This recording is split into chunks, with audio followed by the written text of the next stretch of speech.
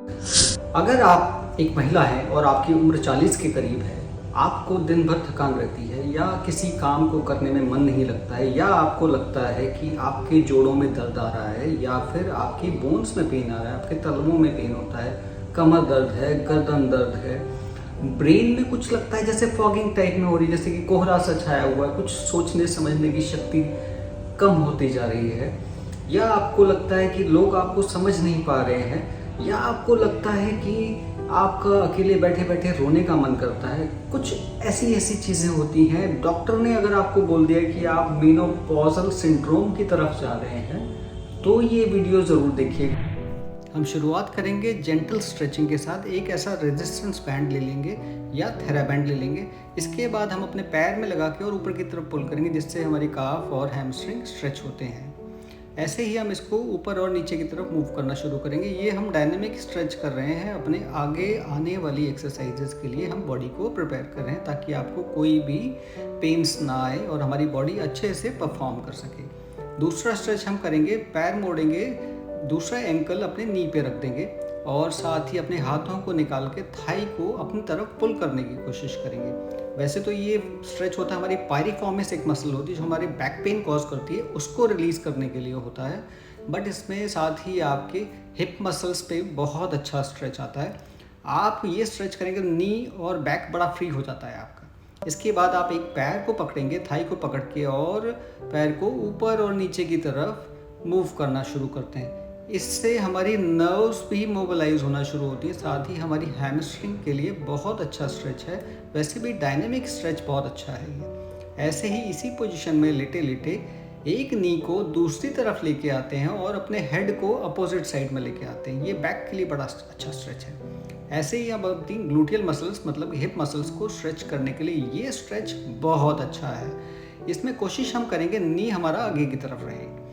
ये हम काफ के लिए स्ट्रेच कर रहे हैं। पैर को जितना हो सके ऊपर की तरफ रख के और बॉडी को आगे लेके आएंगे।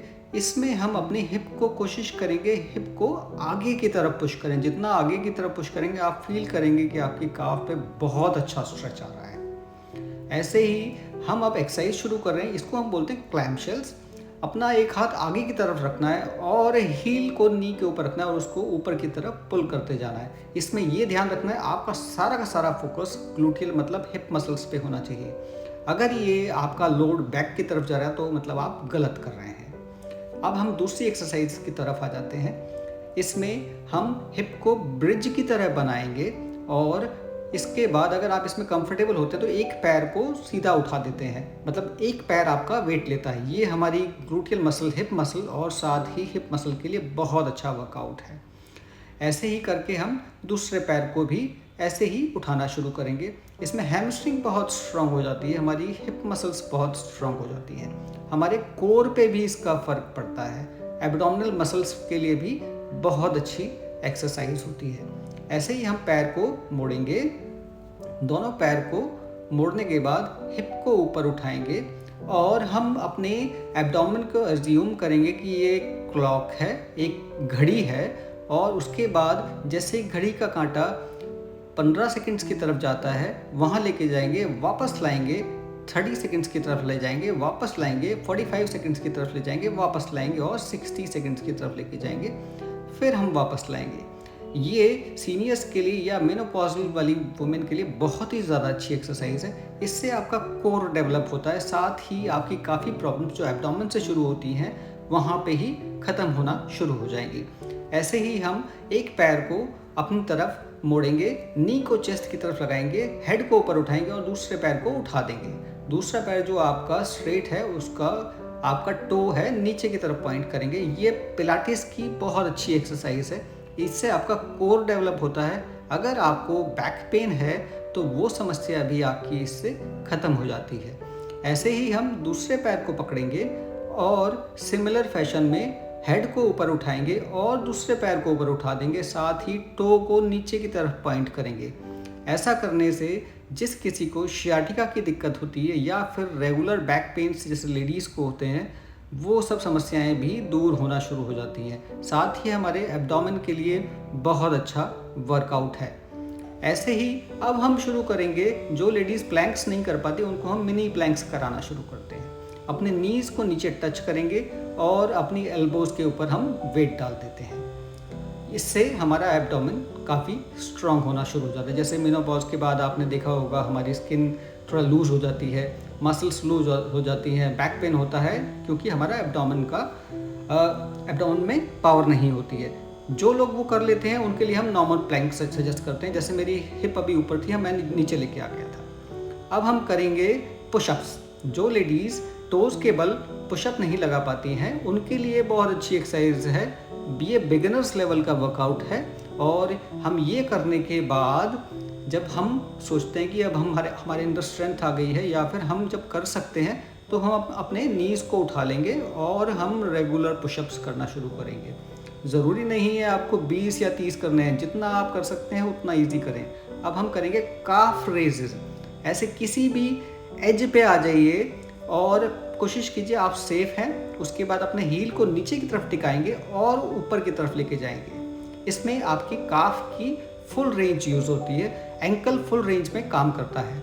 तो हमारी काफ स्ट्रांग होगी तो हमारी बॉडी स्ट्रांग होगी, क्योंकि हम काफ को second heart of the body बोलते हैं। यहाँ पे इतना ब्लड होता है, वो पंप होना चाहिए, वो पंप होके दूसरे पार्ट्स में जाता है। अब हम करते हैं स्क्वाट्स। स्क्वाट्स के लिए आप कोई भी अपनी चेयर ले लीजिए या किसी भी बेड पे बैठना शुरू कर दीजिए। कोशिश ये करें हिप को पीछे की तरफ लेके जाएं। हमारा जो नी है एंकल या टोज के आगे की तरफ ना जाए। जब आप ऐसा आराम से कर लेते हैं तो आप थोड़ा नीची जगह पे बैठना शुरू कीजिए, और नीची जगह बैठेंगे तो आपकी हैमस्ट्रिंग, काफ, आपका हिप मसल्स और एब्डोमेन बहुत स्ट्रॉन्ग होना शुरू हो जाएंगे। ये सब करते हुए आप बस इस चीज़ का ध्यान रखिएगा, आपका जो नी है वो आपके टोज़ को क्रॉस ना करे। जब ऐसा होता है तो आपके नीज़ में समस्या आना शुरू हो जाती है। ऐसे ही आप लंजेस भी कर सकते हैं। जब आप लंजेस करेंगे तो आपका जो नी है, आगे वाला नी, वो भी एंकल को क्रॉस ना करे। अब हम योगा की बात कर लेते हैं। हम करेंगे भुजंगासन, जिसे हम कोबरा पोज भी बोलते हैं। ऐसा काफ़ी लोग करते हैं। इसमें एक चीज़ ध्यान देने वाली है कि आप जब ये करते हैं, ऊपर उठते हैं, तो आपकी हिप मसल्स को स्क्वीज करके रखना है। और जब भी हम ऊपर की तरफ जाएंगे तो हम सांस को भरते हुए जाएंगे। वहाँ एक पोजीशन में जाके सांस को नॉर्मली ले सकते हैं और फिर नीचे आएंगे तो सांस छोड़ते हुए आएंगे। ऐसे ही अब हम एक दूसरा पोज कर रहे हैं। इसको मुट्ठी को अंदर की तरफ दबाएंगे और एब्डोमेन को उसे क्रश कर देंगे, नीचे की तरफ दबाना शुरू कर देंगे। इससे हमारी किडनीज और काफ़ी ऑर्गन्स में ब्लड की सप्लाई होना शुरू हो जाती है। इसके लिए अच्छा रहता है आप एक अच्छी जगह बैठें और फिर करना शुरू कर दें। ऐसे ही हम एक नी को ऐसे बेंड करेंगे और स्पाइन को ट्विस्ट कर देंगे और वहाँ जाके आप अपनी नॉर्मल ब्रीदिंग कर सकते हैं। एक चीज़ का हमेशा ध्यान रखिएगा, जब भी हमारी बॉडी जब हम उसको अप्रॉक्सीमेट करते हैं तो हमें सांस को छोड़ना होता है। जब हम बॉडी को फैलाते हैं तो हमारी सांस को हम ले सकते हैं। ऐसे ही प्राणायाम कर सकते हैं और ब्रीदिंग के आसन कर सकते हैं।